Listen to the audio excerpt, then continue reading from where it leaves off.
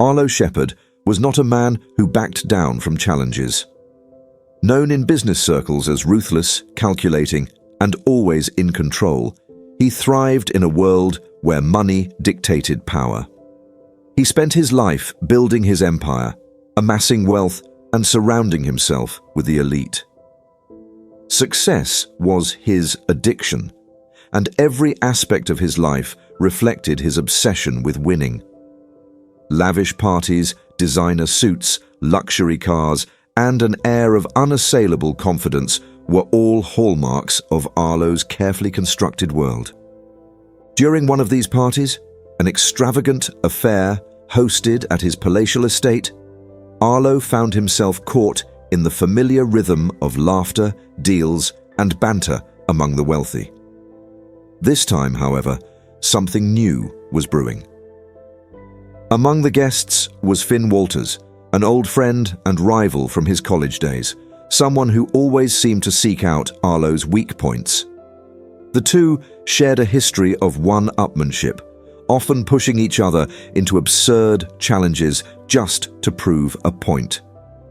And tonight, Finn's voice carried that particular tone that Arlo had come to recognize, a tone suggesting that another gauntlet was about to be thrown down. The conversation started innocently enough, with Finn teasing Arlo about his taste in women. Arlo's past relationships were notoriously short-lived and centered around women who matched his ideal. Beautiful, high maintenance, and always eager to embrace the opulent lifestyle he provided. "You think you've got it all figured out," Finn remarked with a smirk.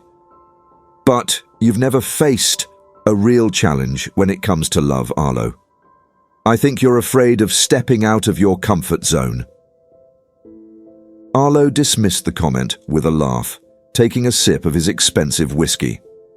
"What are you getting at, Finn?" he asked, more amused than annoyed.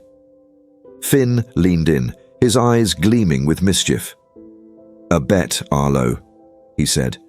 "You think you can control everything, but I bet there's a woman out there who could throw your world off balance. Someone who doesn't fit your mold, someone different, and if you can stay married to her for 6 months without calling it quits, I'll give you a prize that even you would covet, a stake in my company." The room fell silent. Finn's company was one of the few Arlo hadn't managed to acquire or merge with, making it a valuable prize indeed. Arlo's mind raced, but outwardly he maintained his composure. His pride was at stake, and he couldn't back down, not in front of everyone. "Deal," Arlo replied, the words slipping out with a confidence that betrayed his inner doubts. He would not let Finn or anyone else think he was afraid of something as simple as a marriage challenge. As Arlo agreed to the bet, the atmosphere shifted. People laughed and raised their glasses, eager to witness what they assumed would be another easy win for Arlo Shepherd. Little did he know, this seemingly trivial challenge would set him on a path that would unravel the very foundations of his life. Days later, Finn introduced Arlo to Emery Collier. Their meeting took place at a quiet, upscale restaurant, and when Arlo first saw her, he couldn't hide his surprise. Emery was not what he had expected. She wasn't like the women he usually dated, those who gravitated towards luxury and appearances. Emery was confident, independent, and carried herself with a sense of self-assuredness that seemed unshakable. There was a calm determination in her eyes, a strength that immediately intrigued Arlo. Finn's introduction was brief, and he quickly made an excuse to leave, leaving Arlo and Emery sitting across from each other. Arlo, trying to regain his usual confidence, started with small talk, but Emery was not in the mood for pleasantries. "Let's not waste each other's time," she said, her voice steady and direct. "I know about the bet." Arlo's surprise flickered momentarily, but he quickly recovered. "So, why agree to it?" he asked, genuinely curious. Emery leaned back, her gaze steady. "You think you're untouchable," Arlo shepherded, "that you can walk into people's lives and manipulate them however you like. But I'm not one of those people. I'm here because I have my reasons, and I want to see how far you're willing to go with this game you're playing." Her words caught Arlo off guard. He was used to people being impressed or intimidated by him, but Emery's forthrightness and apparent disdain unsettled him in a way he wasn't prepared for. This was not going to be a simple game of seduction and control. She saw right through him, and there was no denying it. Their next meeting was held at a small cafe, a far cry from Arlo's usual high-end haunts. Emery had chosen the location, and it reflected everything she valued: simple, unpretentious, and grounded in reality. Arlo, on the other hand, was slightly out of his element, but he made an effort to mask his discomfort. He arrived dressed in an impeccably tailored suit, and his entrance drew a few curious glances from the other patrons. Emery didn't seem to care. She had already ordered a cup of tea and was reading a book when Arlo sat down. "I assume you know why I chose this place," Emery began, without looking up from her book. Arlo raised an eyebrow. "You're trying to send a message," he replied. Emery finally met his gaze, closing her book. "Exactly. I don't need your money, Arlo. And I won't be impressed by your wealth or your lifestyle. If you want to play this game, you need to understand that I'm not interested in what you can buy. You'll need to earn my respect." Arlo was both intrigued and frustrated. He wasn't used to being in a position where his wealth didn't matter, and it was clear that Emery was intent on challenging him at every turn. For the first time in a long while, Arlo felt uncertain, and he didn't like the feeling. But if this was part of the bet, he would see it through. He wasn't about to back down. The wedding that followed was a cold, businesslike affair. Arlo and Emery exchanged vows in a small civil ceremony, treating the entire event as nothing more than a formal arrangement. There were no grand declarations of love, no heartfelt promises, and certainly no celebration afterward. Arlo's closest friends and business associates were present, but even they seemed to view the occasion as another one of Arlo's calculated moves.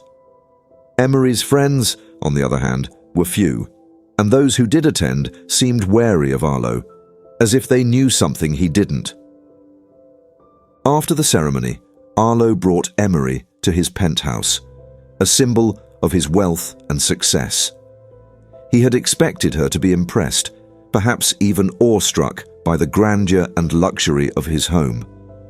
But Emery remained indifferent, barely glancing at the lavish decor or the breathtaking view of the city skyline.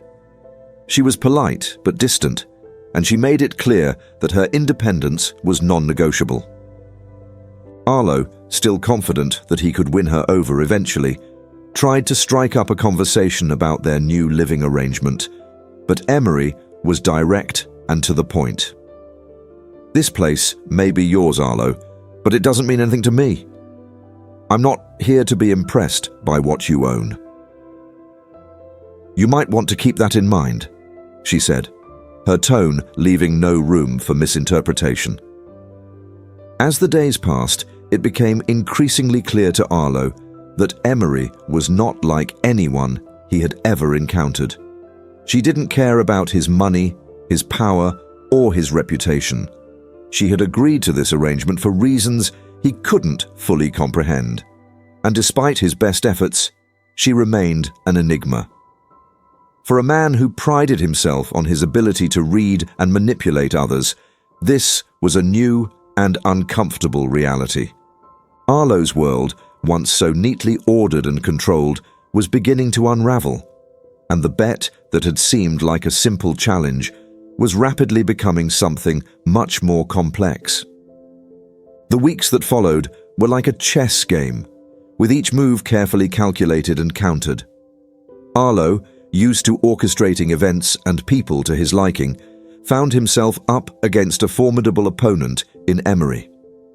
He attempted various strategies, trying to shift the dynamics of their relationship to his favor. At first, he relied on the tools that had always worked in the past: expensive gifts, luxurious experiences, and subtle attempts to make Emery feel indebted or swayed by his generosity. But Emery was unmovable. Each gift she received was met with polite but firm indifference. When Arlo presented her with an extravagant necklace one evening, Emery didn't even open the velvet case. Instead, she pushed it back across the table and continued eating, the sound of her silverware against the plate the only noise in the room. "I appreciate the gesture," she said, her tone even, "but if you're trying to buy my affection or respect, it's not going to work." The subtle manipulation tactics that Arlo often employed in business and relationships fell flat as well. He would schedule unexpected, intimate dinners, plan romantic getaways without consulting her, and assume that his careful orchestration of events would eventually lead to her softening toward him. Instead, these efforts only highlighted Emery's determination to remain independent and her resistance to being controlled. One day, Arlo decided to try a different approach. He planned an elaborate surprise for Emery, a weekend trip to a secluded private resort in the mountains. He thought that perhaps away from the city and its distractions, Emery might let her guard down. However, when the day of the trip arrived, Emery refused to go. "This isn't part of our agreement," she said firmly. "If you want to go, you're welcome to enjoy the resort on your own. But I won't be manipulated into spending time with you under the guise of a getaway." Arlo felt his frustration building. It wasn't just that his plans were being rejected, it was the realization that he didn't have the power here that bothered him the most. In business, he could always find a way to outmaneuver his competitors. But with Emery, every attempt to win her over seemed to push her further away. One evening, after another failed attempt to connect, Arlo confronted Emery in the spacious living room of his penthouse. "Why are you making this so difficult?" he demanded, his voice sharper than he intended. "I'm trying to make this work, and you're doing everything to resist it." Emery looked at him, her expression unchanging. "You're trying to control me, Arlo. That's the difference," she replied calmly. "And I won't let you. If you really want this marriage to work, you need to accept that you can't just bend me to your will." For the first time, Arlo was faced with the stark reality that he couldn't use the same tactics with Emery that had always worked in the past. It wasn't just about winning a bet anymore. It was about confronting a truth he had never been willing to face: that not everyone could be controlled or influenced by money or power. It was during one of these tense evenings that Emery finally decided to reveal the truth that had been lingering unspoken between them. They were sitting in silence, each occupied with their thoughts, when Emery broke the quiet with a statement that shattered the atmosphere of tense detachment. "You asked me once why I agreed to this," Emery said, her voice low but steady. Arlo looked up, momentarily unsure of where the conversation was headed. "You think this bet is just some game to me, something to pass the time. But for me, it's not a game. It's about making you confront what you've done." Arlo frowned. "What are you talking about?" he asked, genuinely confused. Emery took a deep breath, as if gathering her strength. "My father," she began, "was a small business owner. Years ago, He had a thriving company that provided for our family and dozens of employees. But then your company decided to expand, and in the process, you systematically destroyed his business.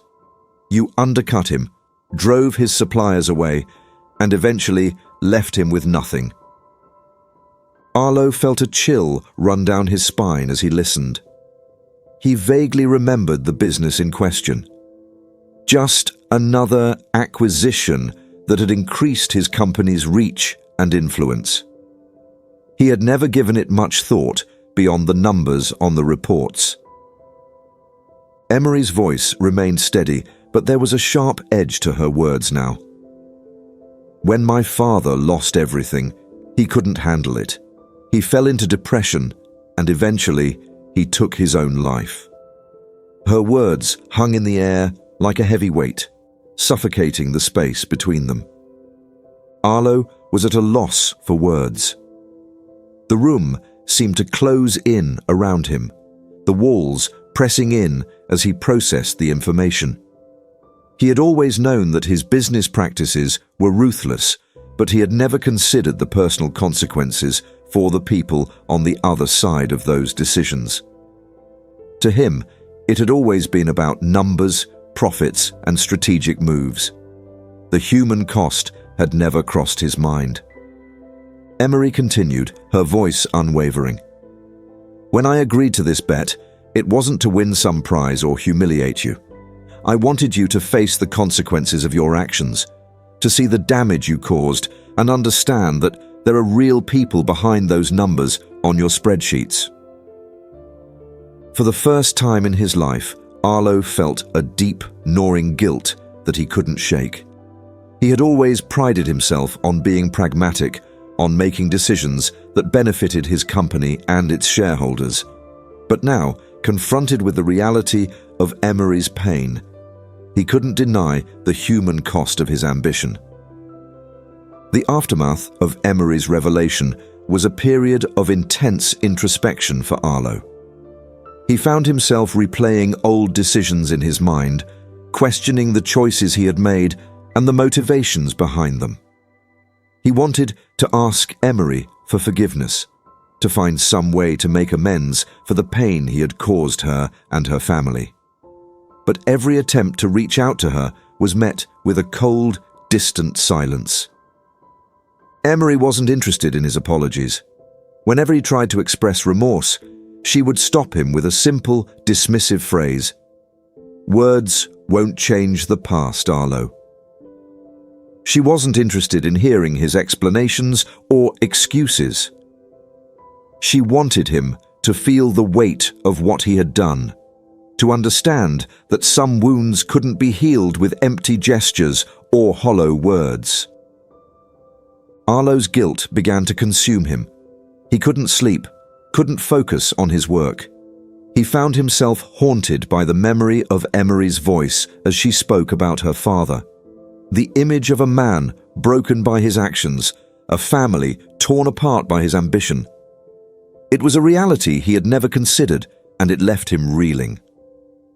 In the days that followed, Arlo tried to reach out to Emery in different ways, seeking some form of reconciliation. But she remained distant, her demeanor cold and indifferent. It was clear that she wasn't interested in absolving him of his guilt. She wanted him to live with it, to understand the true cost of his actions. Arlo began to question everything he had ever believed about himself. For years, he had built an empire on the foundation of power and control, convincing himself that his decisions were justified by the success they brought. But now, confronted with the human consequences of those decisions, he felt a profound sense of shame and self-doubt. He started to wonder if he had spent his life chasing the wrong things, power, wealth, control, without considering the people he had hurt along the way. The bet that had once seemed like a trivial challenge had become a mirror, forcing him to confront his own flaws and mistakes. Arlo's guilt and shame pushed him to take action. He couldn't change the past, but he could try to make amends in some small way.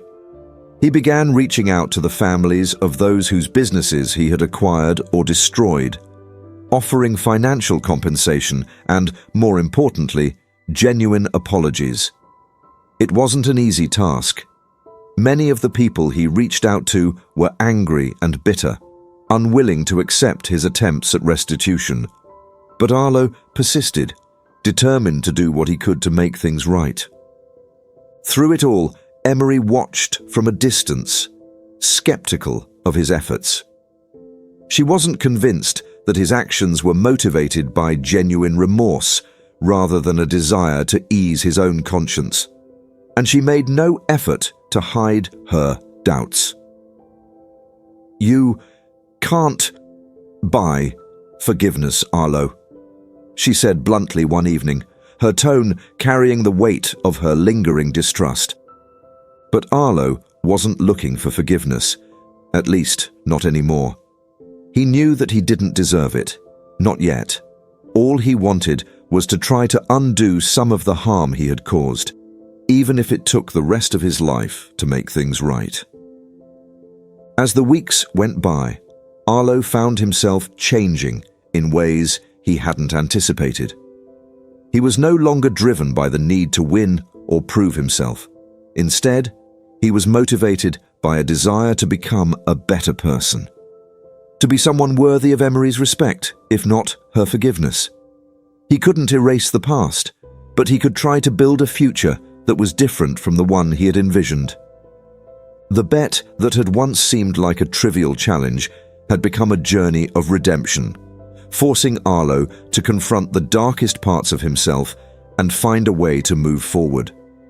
Whether or not Emery would ever forgive him remained uncertain.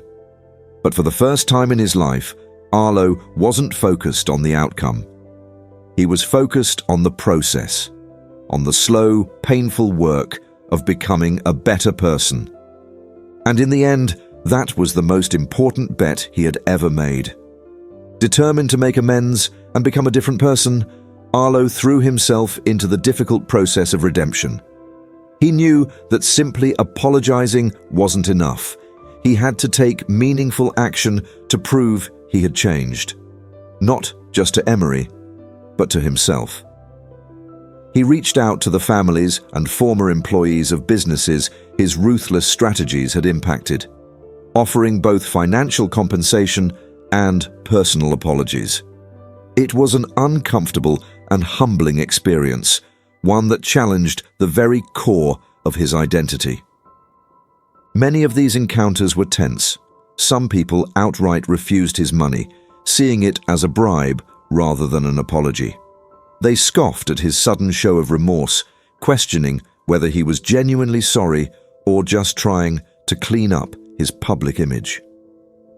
Others took the money without accepting his apology, leaving Arlo with the realization that repairing the damage he'd done was not going to be as simple as writing checks and delivering speeches of contrition. But Arlo persisted.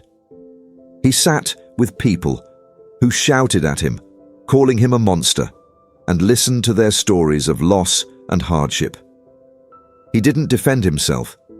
He let their anger wash over him, forcing himself to face the consequences of his past actions. It was the least he could do, and even if it brought him no peace, he was determined to continue this journey. In many ways, this relentless pursuit of atonement was Arlo's way of rebuilding his shattered self-image. He no longer cared about the reputation he had crafted over the years. He was focused on the version of himself he wanted to become. During this time, Emery maintained her distance. She watched Arlo from afar, quietly observing his efforts. Although she hadn't forgiven him, she couldn't help but notice the genuine change in his demeanor. He seemed different, more humble, more reflective, more willing to accept responsibility for his mistakes. He wasn't the man who had once flaunted his power and wealth without a second thought. He was someone wrestling with the weight of his past actions. Emery wasn't ready to let down her guard completely, but she did acknowledge that Arlo was trying, and that acknowledgement was a small crack in the walls she had built around herself. It wasn't forgiveness, not yet, but it was a shift, one that Arlo noticed but didn't dare hope too much on. He knew that if he pushed too hard or expected too much, he could lose whatever progress he had made with her. The turning point came during an unexpected moment. Arlo had been working late at home, poring over the documents and plans for a charity fund he had established to help struggling small business owners. It was his intent of Trinidad to give back, to create something positive out of the wreckage he had caused. Emery, who had been staying in a separate part of the penthouse, came into the room to get a book she had left there. She paused when she saw Arlo working, noticing the exhaustion in his eyes and the sincerity in his expression. She stood there silently for a moment, watching him review his notes, cross-check figures, and write out detailed plans for financial support programs.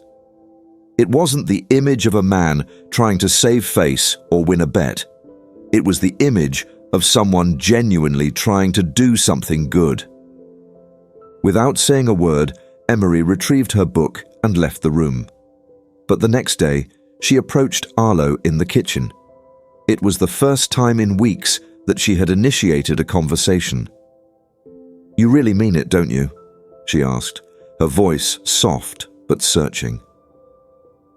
Arlo looked up, surprised. "Mean what?" he asked, unsure of what she was referring to. "This charity you're setting up," she replied. "All these efforts to help people you've wronged. You're not doing it for show, are you?" Arlo hesitated, not wanting to say the wrong thing. "No," he said finally. "I'm not doing it for show. I know I can't undo the damage I've caused, but if I can at least make a difference now, maybe it'll mean something." Emery studied him, searching his face for any hint of insincerity. When she found none, she nodded slightly. "It's a start," she said quietly. For Arlo, those words were more significant than any forgiveness she could have offered. It was a recognition of his efforts, a sign that she saw the changes he was trying to make. And it gave him hope that maybe, just maybe, he could earn back some measure of her trust. Over time, Arlo's continued efforts to make amends began to pay off. He wasn't just trying to fix his mistakes. He was becoming more thoughtful, more aware of the impact his decisions had on others. And while Emery remained cautious, she started to open up to him in small ways, sharing brief conversations over morning coffee, discussing their day's plans, and even offering occasional advice on his charity work. It was a slow, delicate process, but it was progress nonetheless. Despite this growing connection, Emery made it clear that she still wasn't ready to fully forgive Arlo. "Forgiveness isn't something that happens overnight," she told him one evening as they sat on the balcony, looking out at the city lights. "You can't just apologize and expect everything to be okay. It takes time to rebuild trust, especially after what happened." Arlo nodded, accepting her words without argument. "I understand," he said, "and I'm willing to wait as long as it takes." It was during one of these conversations that Arlo, feeling the weight of everything that had happened, finally expressed his feelings for Emery. They were sitting together in the penthouse, the atmosphere quiet and contemplative, when Arlo turned to her, his expression serious. "I've been doing a lot of thinking," he began, his voice steady but filled with emotion. "And I realized that somewhere along the way, this stopped being about the bet for me. It's about you, Emery. I've fallen in love with you, and I know I don't deserve you after everything I've done. But I want you to know how I feel." Emery didn't respond immediately. She seemed taken aback by his confession, her eyes searching his face for any sign of deception. But Arlo's sincerity was unmistakable. He wasn't trying to manipulate her or win her over. He was simply expressing his truth. "I don't know if I can ever feel the same way," Emery said finally, her voice tinged with uncertainty. "There's still so much pain between us." "I understand," Arlo replied quietly. "I just needed to tell you. Whatever happens from here, I'll respect your decision." Over the following weeks, Emery found herself reflecting on Arlo's confession. She couldn't deny that she had begun to care for him in ways she hadn't anticipated, but the scars of the past still lingered. Forgiveness wasn't something that could be given freely. It had to be earned through time and consistent effort. One evening, as they were finishing dinner, Emery took a deep breath and spoke. "I've been thinking a lot about what you said," she began, her voice steady but hesitant. "And while I can't say that I've completely forgiven you, I'm willing to try to build something real with you. If you're willing to approach this relationship as equals, not as a way to prove something or win me over." Arlo felt a wave of relief wash over him. "Of course," he said, his voice filled with gratitude. "Whatever it takes, I'm willing to do it." They agreed to set new terms for their relationship based on mutual respect, equality, and honesty. It wasn't a promise of happily ever after, but it was a step in the right direction, a chance to start fresh and build something real from the ashes of their past. As their connection slowly deepened, Emery began to let her guard down, allowing Arlo into her life in small but significant ways. She still held on to her independence, refusing to let him dictate the terms of their relationship. But she also began to share more of herself with him, revealing the layers of pain and resilience that had shaped her into the strong, determined woman she was. And for Arlo, this was enough. He didn't need grand gestures or sweeping declarations of love. He just needed to know that he was earning back her trust, one step at a time. It was a journey that required patience, humility, and an acceptance of his own flaws. But it was a journey he was willing to undertake, no matter how long it took. For the first time in his life, Arlo wasn't focused on winning or proving himself. He was focused on becoming the kind of man who deserved the love and respect of the woman he had come to care for so deeply. And that, he realized, was the most important challenge he had ever faced. As time passed, the fragile bond between Arlo and Emery continued to grow. They were no longer two strangers bound by a reckless bet. They had become two people attempting to find common ground amidst their tangled past. Arlo learned to be patient, to give Emery the space she needed while still being present and open.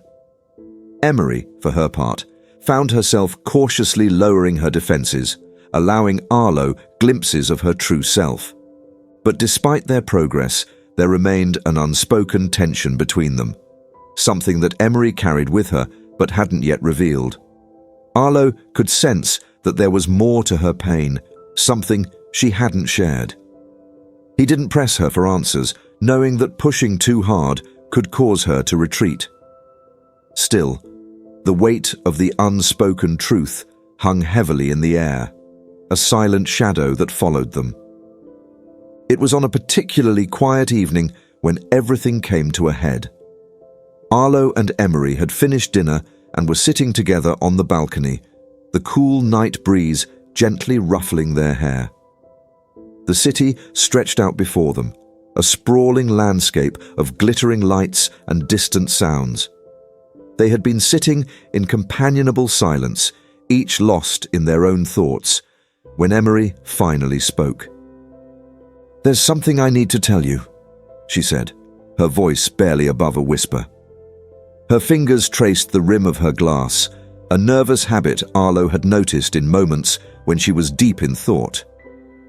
Arlo turned to face her, his expression attentive and concerned. "What is it?" he asked softly, careful not to sound too eager or demanding. Emery took a deep breath, as if trying to summon the strength to say what had been weighing on her heart. "When my father's company fell apart, it wasn't just about losing the business," she began, her voice trembling slightly. "It wasn't just about the money or the reputation. It was about the toll it took on my family, on me." She paused and Arlo waited, sensing that whatever she was about to reveal was deeply painful for her. Emery seemed to be grappling with the words, trying to find a way to convey the enormity of what she was about to share. "I was pregnant at the time," Emery continued, her voice barely audible. "I had just found out a few weeks before everything started falling apart. My father was so happy. He couldn't wait to be a grandfather. It was one of the few things that kept him going during those difficult days." Arlo felt his heart drop, a heavy, sickening feeling settling in his chest.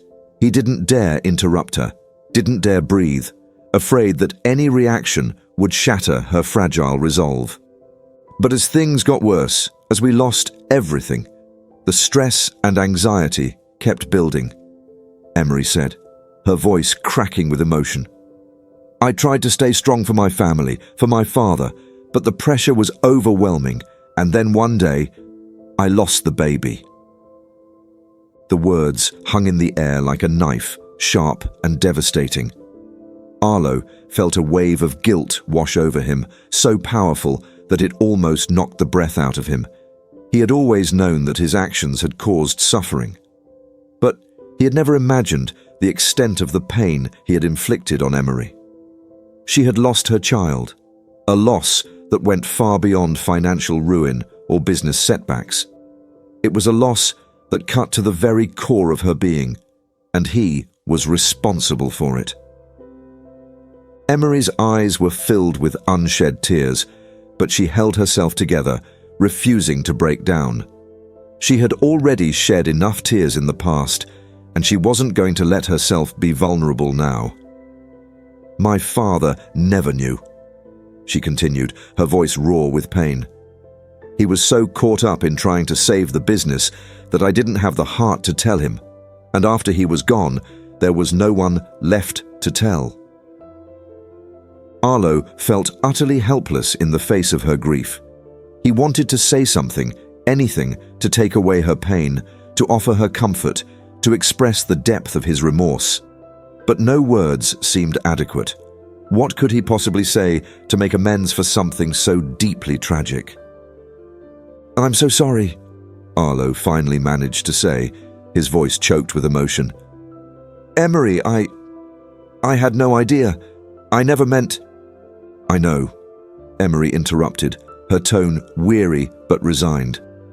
"I know you didn't mean for any of this to happen, but that doesn't change the fact that it did, and that's something I've had to live with every day."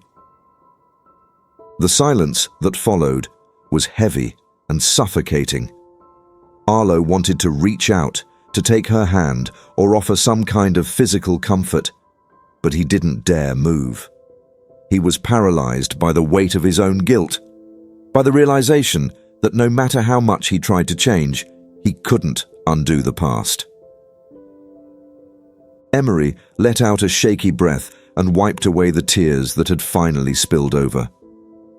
"I've carried this with me for so long," she said quietly, "and I didn't want to tell you because I didn't want to be defined by my pain. I didn't want you to see me as a victim or someone who needed saving." "You're not a victim," Arlo said, his voice thick with emotion.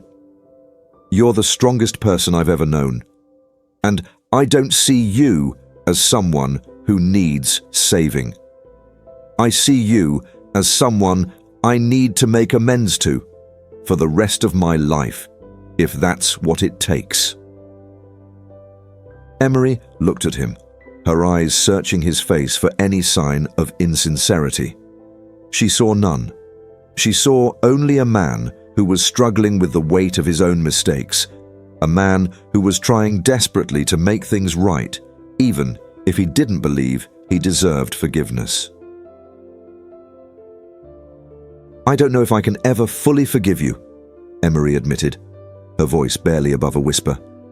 "The pain is still there, and I can't just forget what happened, but I see that you're trying, and I see that you've changed."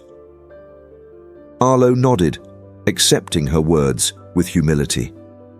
He knew that forgiveness wasn't something he could demand or expect. It was something he had to earn through consistent effort and unwavering sincerity. Emery continued, her tone softening slightly. Maybe we can try to move forward, together.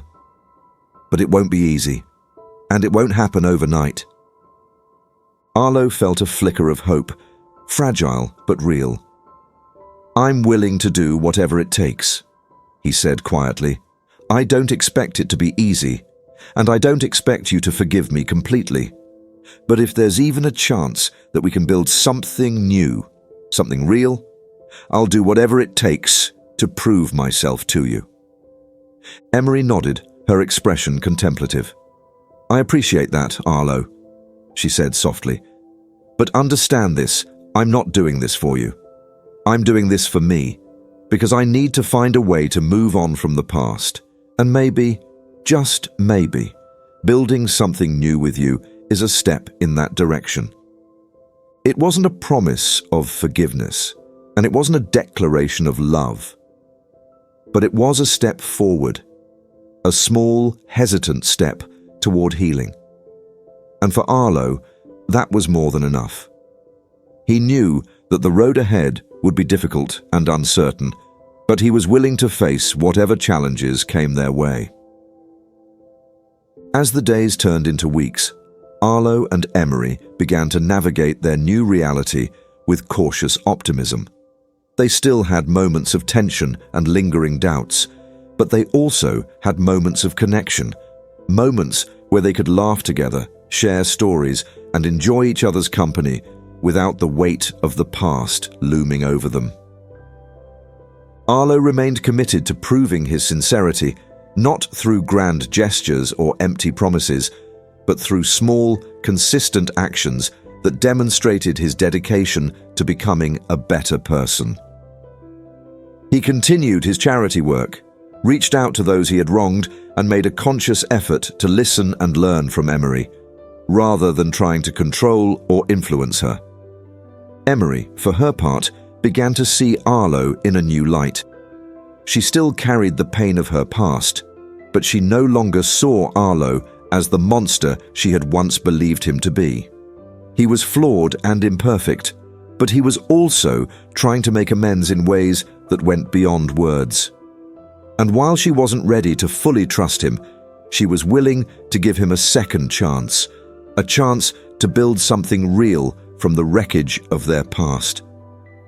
It was a slow, delicate process, but it was progress nonetheless. And for Arlo and Emery, that was all they could hope for. Arlo and Emery's journey toward rebuilding their relationship was not a straight line, but a series of steps, pauses, and occasional setbacks. After Emery's revelation and their commitment to moving forward, they both understood that the road ahead would be rocky, demanding patience and a willingness to navigate uncharted emotional terrain.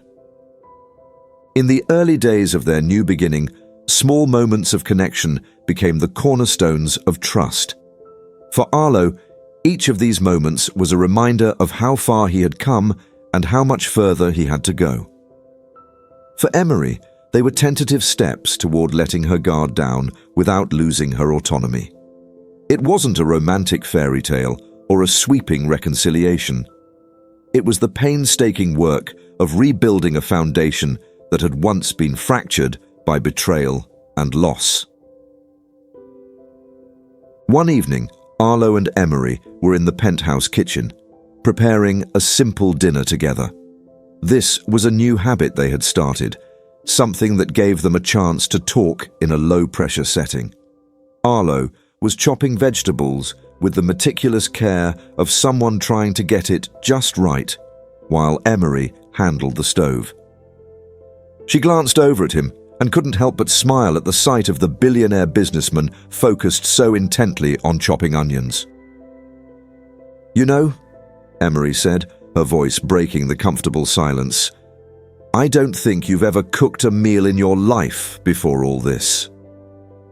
Arlo chuckled softly, not denying it. "You're not wrong," he admitted. "But I've realized that sometimes the simple things matter the most, and this is something I wanted to do with you, not for you, but with you." Emery appreciated his distinction. In the past, Arlo had always tried to impress her or control situations by doing things for her, often without her input or consent. But now, he was making an effort to include her, to approach their relationship as a partnership rather than a transaction. It was a subtle but meaningful shift. Their conversations over dinner began to grow deeper, moving beyond the polite small talk and guarded exchanges that had once defined their interactions. They started discussing their hopes and dreams, their regrets, and even the little quirks that made them who they were. Emery talked about her childhood and her father, recounting memories both happy and painful. Arlo listened with genuine interest, asking questions and offering quiet empathy. One night, Emery opened up about her passion for art, something she hadn't shared with many people since her father's death. "I used to paint," she said, her voice tinged with nostalgia. "It was a way to escape, to express myself when words weren't enough. But after everything that happened, I just couldn't bring myself to pick up a brush again." Arlo felt a pang of regret, knowing that his actions had contributed to her losing that part of herself. He didn't push her to start painting again, but he made a mental note to support her if she ever decided to revisit that passion. "I'd love to see your work someday," Arlo said softly, "if you're ever comfortable sharing it." Emery looked at him for a moment, as if trying to gauge his sincerity. When she saw that he wasn't pressuring her, she simply nodded and changed the subject. It was a small gesture, but it signaled a willingness to let Arlo into her world, even if just a little. As they continued to rebuild their relationship, they also faced moments of tension and uncertainty. Old wounds didn't disappear overnight, and there were times when something as simple as a misplaced comment or a lingering silence could stir up memories of the past. Arlo and Emery had to learn how to navigate these moments without retreating into their old patterns of defensiveness or avoidance. One day, they decided to take a walk through a local park, something that had become a weekend tradition of sorts. They would wander the paths, sometimes talking, sometimes walking in comfortable silence, enjoying the presence of nature as a reprieve from the complexities of their lives. It was on one of these walks that Emery brought up a difficult topic. "I've been thinking a lot about trust," she said, her voice measured, "and how it's something that has to be rebuilt slowly, brick by brick. I know you've been trying, and I appreciate that. But sometimes, it's still hard for me to let go of the past." Arlo nodded, acknowledging her words without interrupting. He knew that trust couldn't be rushed, and he didn't want to push her beyond what she was ready for. "It's not that I doubt your efforts," Emery continued, her gaze focused on the path ahead. "It's just, trust is fragile, and once it's broken, it takes time to feel secure again." "I understand," Arlo replied softly. And I'm not expecting you to trust me completely. Not yet. I just want to keep proving myself, one day at a time. Emery glanced at him, and for the first time in a long while, she saw not the man who had once hurt her family, but a man who was genuinely trying to become better. It was a slow realization, but it was there, a faint glimmer of hope that perhaps they could build something new together. The turning point came one rainy afternoon when Emery received a call from an old friend who owned a local art gallery. The friend, unaware of everything Emery had been through, invited her to showcase some of her old paintings in an upcoming exhibition. Emery was taken aback by the invitation, unsure if she was ready to revisit that part of her life. But the idea stirred something within her, a longing to reconnect with a passion she had abandoned long ago. When she mentioned the invitation to Arlo, he didn't pressure her or try to convince her to accept. Instead, he listened quietly and offered a simple statement of support. "Whatever you decide," he said gently, "I'm here for you." Emery spent the next few days wrestling with her decision. She felt a mix of fear and excitement at the thought of sharing her art again, but she also worried about reopening old wounds. In the end, she decided to visit the gallery and see if it felt right. Arlo accompanied her to the gallery, respecting her space while offering silent support. As they walked through the familiar halls, Emery was struck by a wave of emotions, memories of her father's encouragement, her own dreams of becoming an artist, and the pain of losing it all. But she also felt something else, a sense of possibility, of reclaiming a piece of herself that had been lost. The gallery owner greeted them warmly and led Emery to the space where her paintings would be displayed. Arlo stayed back, letting Emery have her moment. He watched as she took in the empty walls, her expression shifting from uncertainty to quiet determination. "I think I'm ready," Emery said softly, more to herself than to Arlo. When she turned to face him, Arlo saw a spark of hope in her eyes, a spark that had been absent for so long. He smiled, offering her a silent nod of encouragement. He didn't need to say anything. He knew that this was Emery's journey, and he was simply there to support her along the way. Over the following weeks, Emery threw herself into her art, spending hours in her makeshift studio. Arlo respected her space, knowing that this was something she needed to do on her own terms.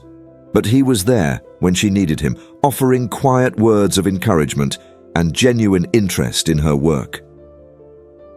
As Emery reconnected with her passion for painting, she also began to let Arlo in more fully. She shared stories about her creative process, her inspirations, and the memories tied to each piece. It was a form of vulnerability that went beyond words, a way of letting Arlo see the parts of herself that she had kept hidden for so long. Arlo, in turn, found himself growing more comfortable with being vulnerable as well. He shared stories from his own past, moments of regret, insecurities he had hidden behind a facade of confidence, and the reasons why he had once felt the need to control everything around him. He wasn't trying to justify his actions. He was simply being honest about the person he had been and the person he was trying to become. Their relationship wasn't perfect, and it wasn't without its challenges. There were still moments of doubt and lingering pain, moments when the past threatened to overshadow the progress they had made. But each time they faced these challenges, they chose to confront them together, rather than retreating into their old patterns of isolation and mistrust. The night of the art gallery exhibition arrived, and Emery stood nervously in front of her paintings, greeting guests and answering questions about her work. Arlo stayed in the background, watching with quiet pride as Emery rediscovered a part of herself that had once been lost. He didn't need to be the center of attention or the one in control. He was content simply being there to support her. At the end of the evening, after the last guests had left, Emery and Arlo stood alone in the gallery, surrounded by her paintings. Emery turned to Arlo, a mixture of relief and gratitude in her eyes. "Thank you," she said softly, "for being here, for supporting me, for everything." "You don't need to thank me," Arlo replied, his voice equally soft. "I'm just grateful you let me be a part of this." Emery smiled, and for the first time in a long while, it felt genuine and unburdened. She still wasn't ready to say the words, "I forgive you," but in that moment, it didn't matter. What mattered was that they had taken a step towards something real, something based on trust, respect, and the willingness to rebuild together. As they left the gallery, hand in hand, the rain had stopped, and the city lights reflected off the wet pavement, creating a sense of quiet hope. Fullness. The road ahead was still uncertain, and there would undoubtedly be more challenges to face. But for Arlo and Emery, the journey was no longer defined by the pain of the past. It was defined by the promise of a future they were building together, one step at a time. As Arlo and Emery continued on their path together, life seemed to take on a new rhythm. Their days were a mix of progress and setbacks, moments of connection intertwined with the echoes of old wounds. But they were learning to navigate this delicate balance with patience and understanding, finding strength in the trust they were slowly rebuilding. One morning, months after the art gallery exhibition, Emery woke up feeling unusually unwell. She chalked it up to a lack of sleep or perhaps nerves. She had a busy day ahead preparing for a new project.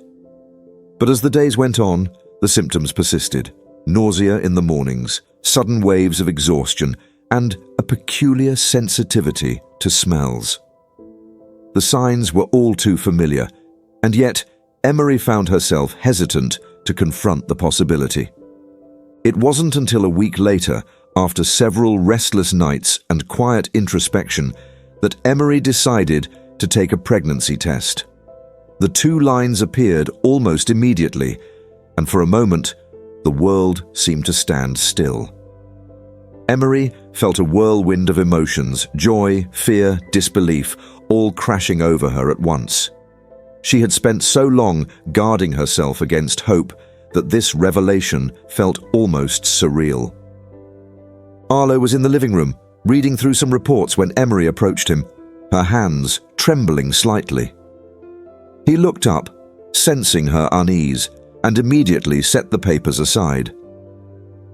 "What's wrong?" he asked, concern etched on his face. Emery took a deep breath, trying to steady her voice. "Arlo, I'm pregnant." For a moment, Arlo simply stared at her, as if trying to process the words, and then a slow, disbelieving smile spread across his face. "Pregnant?" he repeated, his voice almost a whisper. Emery nodded, her own emotions barely contained. "I know this is unexpected," she said, her voice shaking, "and I'm scared, really scared, because of what happened last time. But I wanted you to know." Arlo reached out, gently taking her hands in his.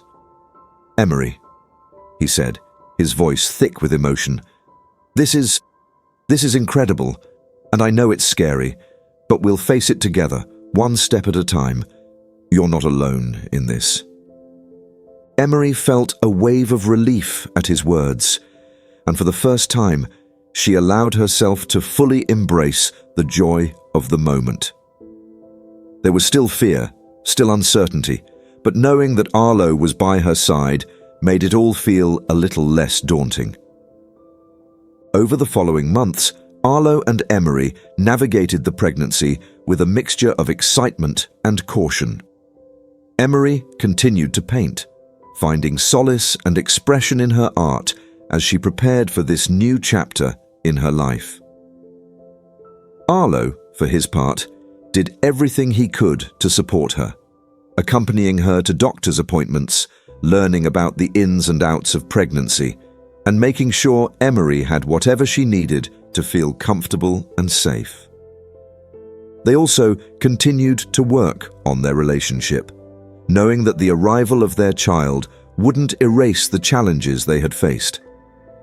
They took the time to have honest conversations about their fears, their hopes, and their commitment to building a healthy, stable life for their growing family. There were moments of doubt and vulnerability, but each time they chose to face those moments together rather than retreating into old patterns. As the due date drew closer, Arlo decided to do something special for Emery.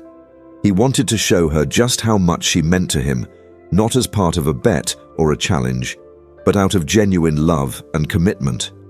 He planned a quiet evening at home, cooking a meal with all of Emery's favorite dishes.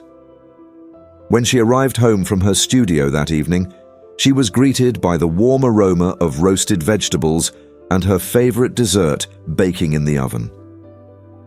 Emery couldn't help but smile at the sight of Arlo in the kitchen, wearing an apron and looking slightly out of his element. "You didn't have to go to all this trouble," she said, her voice filled with affection. "I wanted to," Arlo replied, his tone earnest. "I wanted to do something special for you." After dinner, as they sat together on the couch, Arlo took a deep breath, gathering his thoughts. He reached for Emery's hand, his fingers trembling slightly. "Emery," he began, his voice soft but steady. "There's something I need to ask you." Emery looked at him, her curiosity piqued. "What is it?" she asked. Arlo took a deep breath, his heart pounding in his chest. "I know that this journey hasn't been easy," he said quietly, "and I know that I've made mistakes that I can't erase, but I also know that I love you more than anything, and I want to spend the rest of my life proving that to you." He reached into his pocket and pulled out a small velvet box. When he opened it, a simple yet elegant ring was nestled inside. "Emery Collier," Arlo said, his voice filled with emotion, "will you marry me, not as part of a bet, but because I love you and want to build a life with you together?" Emery's breath caught in her throat, tears welling up in her eyes.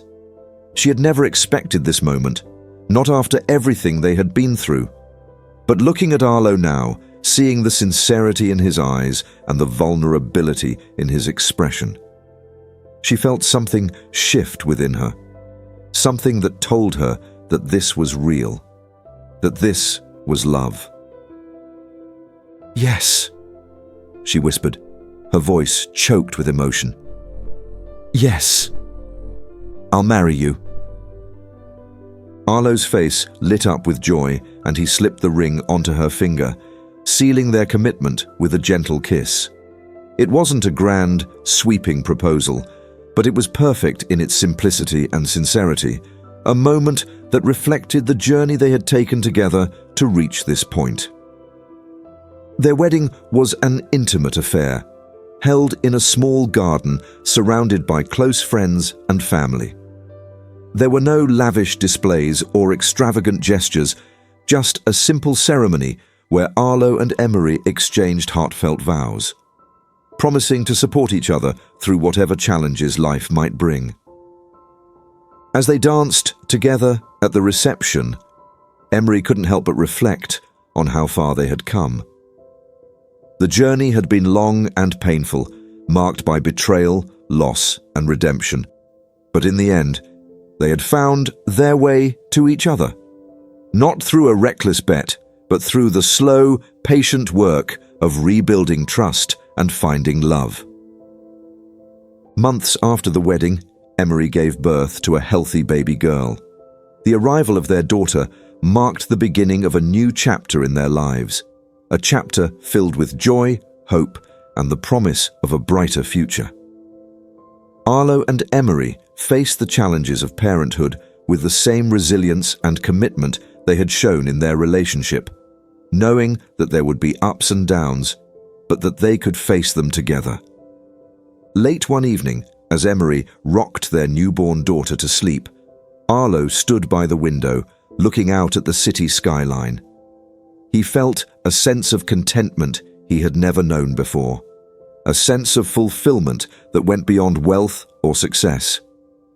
It was the quiet satisfaction of knowing that he had found something real, something worth fighting for. Emery joined him by the window, their daughter cradled in her arms. They stood together in silence, watching the city lights twinkle in the distance. After a moment, Emery leaned her head against Arlo's shoulder, and he wrapped his arm around her, holding her close. "Do you ever think about how all of this started?" Emery asked softly, a hint of amusement in her voice. "With that ridiculous bet?" Arlo chuckled, shaking his head.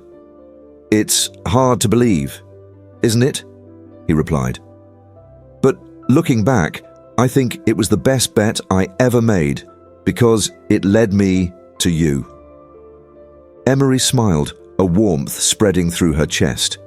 She had once thought that their story was one of betrayal and pain, but now she saw it as a story of redemption, growth, and love, a story that had taken unexpected turns but had ultimately led them to this moment. As they stood together, their daughter sleeping peacefully in Emery's arms, Arlo and Emery knew that their journey was far from over.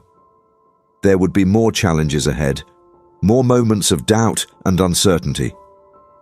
But they also knew that they had the strength and resilience to face whatever came their way, as long as they faced it together.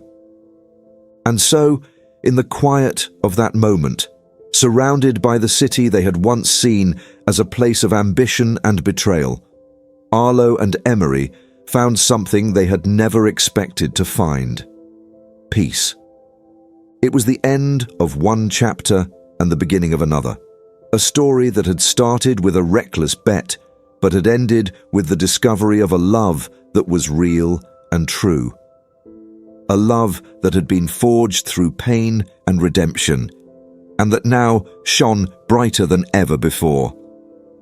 And as they looked toward the future, hand in hand, Arlo and Emery knew that they had finally found what they had been searching for all along: a second chance, a new beginning, and a life built on love, trust, and the promise of something beautiful.